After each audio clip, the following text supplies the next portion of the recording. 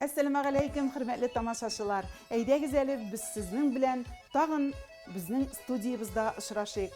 Җәй, матур җәй килеп җитте, бакчаларда җиләкләр өлгерде, Аллага шөкер. Менә инде бакчабызда безнең кура җиләге дә өлгерде. Без бүген шул кура җиләгеннән тәмле иттереп бәлеш ясарбыз. Аның өчен безгә он, йомырка, каймак, атланмай, шикәр кымы, ванилин кирәк булыр, разрыхлитель тесто кирәк булыр әзгенә.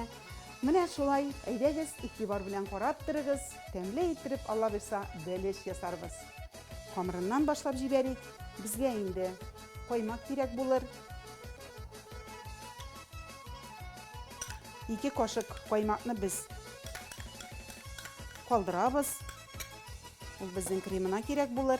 И температурасында йомшартылган май алабыз. Һәм инде аны миксер белән болгатабыз.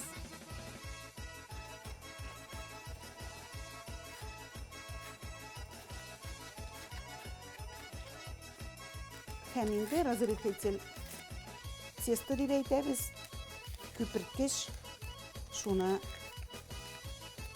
шулай чәй кашыгының эчтән бер өлешен салабыз.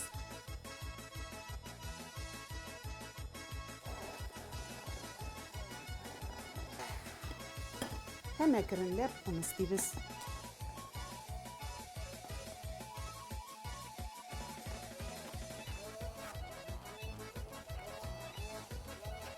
Безгә инде куна тактасы кирәк булыр.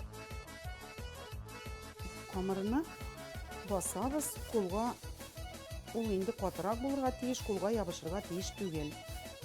Бик җиңел әзерләнә, хөрмәтле тамашачылар.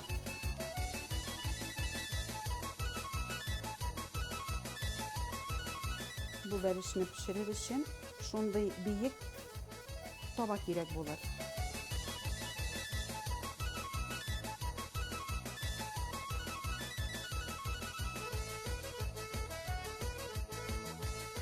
Крем кирәк булыр. Аның өчен без 200 грамм шикәр кымын алабыз. 200 грамм каймак. Һәм 1 йомырка сытабыз. 2 аш кашыгы он салабыз.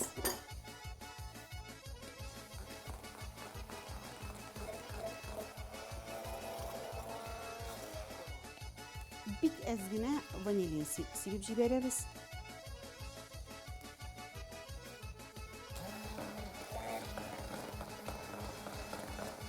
Хәзер инде кура җиләген шулай камыр өстенә салабыз.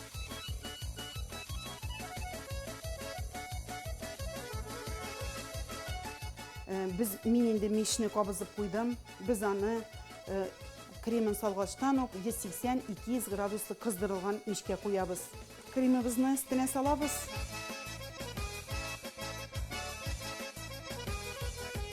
Хәзер инде кайнар мичкә куябыз.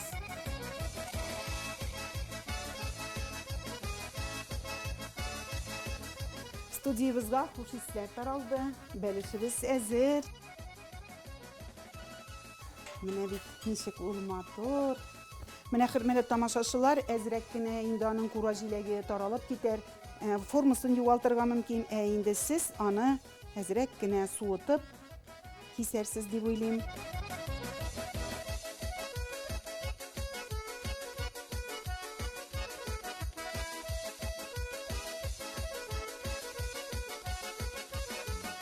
Менә хөрмәтле тамашачыларым, ашларыгыз тәмле булсын, чәйләрегез тәмле булсын дип әйтәсем килә. Һәрберегезгә дә исәнлек, саулык, матур тормышлар телим. Бер вакытта да авыртмагыз. Исән-сау яшәгез.